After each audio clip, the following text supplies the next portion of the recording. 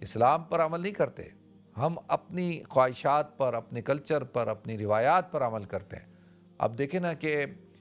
اسلام یہ کہتا ہے کہ ایک لڑکی کا یہ بنیادی حق ہے کہ جب وہ شادی کر لے تو اس کی جو ذمہ داری ہے وہ اس کا شوہر اٹھائے گا۔ نان، نفقہ اور سکنا، یہ تین چیزیں جو ہے وہ شوہر کی ذمہ داری ہیں: کھانا، پینا، خرچہ اور اس کا لباس۔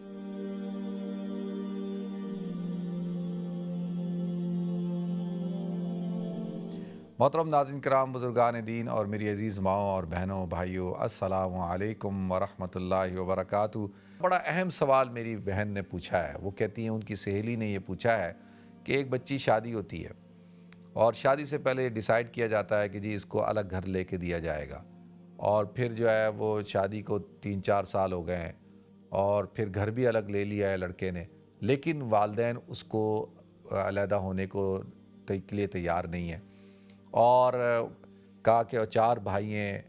اور ہر وقت گھر میں کوئی نہ کوئی بھائی ہے، اس کے دوست آ رہے ہیں، یہ آ رہا ہے، وہ جا رہا ہے، کوئی پرائیویسی نہیں ہے۔ ابھی انہوں نے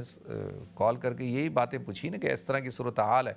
اور وہ بچی جو ہے وہ ایک قید خانے میں ایسا محسوس کرتی کہ ہر وقت اس کے، اور والدین چلے گئے ہیں، پاکستان چلے جاتے ہیں، تو پیچھے سے ان کو سنبھالنا، سب کچھ کرنا۔ دیکھیں، میں تو یہ بات کئی دفعہ کر چکا ہوں، اور ہمارے بہت سارے لوگوں کو یہ بات پسند نہیں آتی، اور کیونکہ ہم جو ہے نا ہم نے اسلام کو تو صرف یہ کہ بھئی مسلمان گھروں میں پیدا ہو گئے ہیں تو کوئی تو مذہب ہونا چاہیے تھا، تو جب مسلمان گھر کے اندر پیدا ہوئے ہیں، زندگی تو گزارنی ہے نا بھائی، تو چلو بھائی اسلام ہی ٹھیک ہے۔ اب اسلام کو ہم اپنے طریقے سے گزارتے ہیں، اسلام پر عمل نہیں کرتے، ہم اپنی خواہشات پر، اپنے کلچر پر، اپنی روایات پر عمل کرتے ہیں۔ اب دیکھیں نا کہ اسلام یہ کہتا ہے کہ ایک لڑکی کا یہ بنیادی حق ہے کہ جب وہ شادی کر لے تو اس کی جو ذمہ داری ہے وہ اس کا شوہر اٹھائے گا۔ نان، نفقہ اور سکنا، یہ تین چیزیں جو ہے وہ شوہر کی ذمہ داری ہیں: کھانا، پینا، خرچہ اور اس کا لباس، یعنی اس کے کھانے کا اور اس کے لباس کا، اس کی اخراجات کا اور اس کی رہائش کا۔ یہ کس کی ذمہ داری ہے؟ یہ شوہر کی ذمہ داری ہے۔ وہ عورت کو، اپنی بیوی کو پرووائڈ کرے،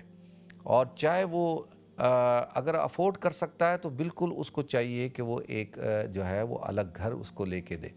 چاہے وہ فلیٹ لے کے دے جہاں پہ وہ جو ہے وہ پرائیویسی ڈسٹرب نہ ہو، اور وہ اپنا اس کا کھانے پینے کا، رہنے کا اس کا سسٹم چلے۔ تو اب دیکھیں، ایک انسان اگر افورڈ نہیں کر سکتا، اور وہ اس کے جو ساس سسر ہیں لڑکی کے، اس کے لڑکے کے والدین، بہن بھائی، وہ اس بات کو سمجھتے ہیں اور وہ اس لڑکی کو پورا اوپن اسپیس دیتے ہیں، اس کی پرائیویسی کو ڈسٹرب نہیں کرتے، اور کوشش کرتے ہیں کہ بھئی اس بچی کے لیے کوئی الگ سے انتظام ہو جائے، وہ تو بات سمجھ میں آتی ہے، اور وہ اس کا خیال بھی کرتے ہیں کہ بھئی کہیں ایسا نہ ہو کہ اس بچی کے اوپر جو ہے وہ بوجھ ہو جائے زیادہ۔ اب شوہر کو بھی سنبھالو، شوہر کے بہن بھائیوں کو بھی سنبھالو، شوہر کے والدین کو بھی سنبھالو۔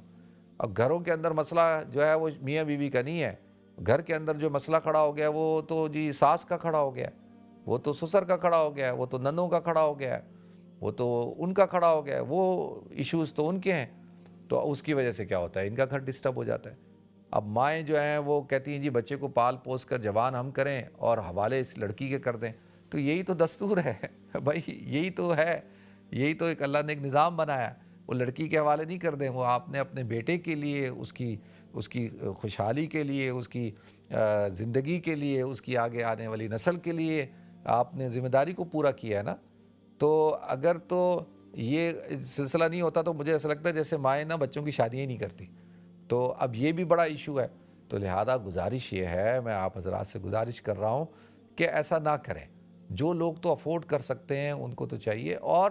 پھر تربیت نہیں ہے نا، بیٹوں کی تربیت کریں، اپنے بیٹے کی جو ہے وہ ہم تربیت کریں کہ بھائی تمہاری ذمہ داری ہے کہ تم اپنے ماں باپ کو لک آفٹر کرو، تمہاری ذمہ داری ہے کہ تم جو ہے وہ اپنے بہن بھائیوں کو جو بھی ان کے ایشوز ہیں ان کو ڈسکس کرو، اس کو لک آفٹر کرو۔ یہ تمہاری بیوی کی ذمہ داری نہیں ہے۔ ہاں، بیوی کی اخلاقی ذمہ داریاں ہیں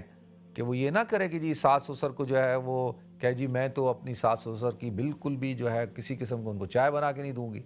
یہ تو میری شرعی ذمہ داری نہیں ہے۔ شرعی تو نہیں ہے لیکن اخلاقی ذمہ داری تو ہے آپ کی، اخلاقی ذمہ داری تو آپ نے ادا کرنی ہے، لیکن بیلنس نہیں ہے، اس کو بیلنس کرنے کی ضرورت ہے۔ اور اس کی وجہ سے ابھی آپ کو میں بتاؤں، یہ تو سوال آنٹی نے ابھی پوچھا نا کہ آج کے آپ اخبار اٹھائیں، مین اسٹریم اخباریں اٹھائیں، پچھلے سال 45% جو جیسے شادیاں ہوئیں ان میں سے 45% جو جوڑے ہیں انہوں نے خلا کے لیے، طلاق کے لیے اپلائی کیا۔ تو اب آپ اندازہ کر سکتے ہیں، یہ پاکستان کی بات بتا رہا ہوں میں، 45%۔ اس کا کیا مطلب ہے؟ اس کا مطلب یہ ہے کہ کیا وجہ ہے کہ کیوں طلاقیں اور خلائیں ہو رہی ہیں، کیوں ہو رہی ہیں؟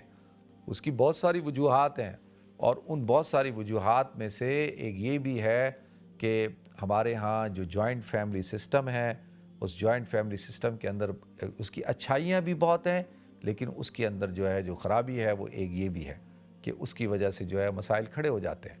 تو لہذا عقل مندی کے ساتھ اور دانش مندی کے ساتھ فیصلے کیے جائیں، اور آپ یقین جانیں ان لوگوں سے پوچھیں جنہوں نے اپنے بچوں کو شادی کے بعد تھوڑا سا اسپیس دیا ہے، تو وہ لوگ زیادہ اچھی زندگی گزار رہے ہیں۔